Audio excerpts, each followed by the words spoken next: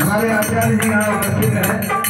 मैं आग्रह करूंगा कि थोड़ा सा बीज मंत्र से उस हवन में आप हनुमान जी का भी हवन विशेष रूप से शामिल कर लेंगे। इसके लिए कल्पना प्रार्थना है।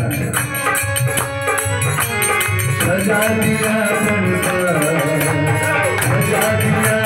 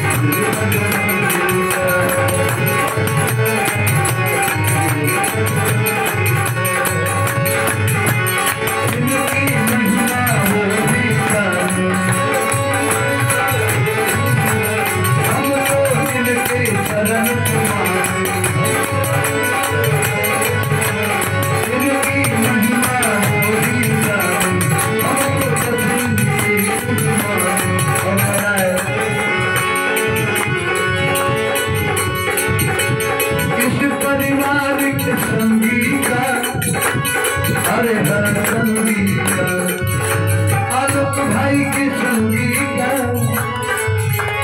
संगीता सजा दिया। ओम राम दूताय विद्महे प्रचोदयाय धीमहि तन्नो हनुमत् प्रचोदयात्। सजा दिया करे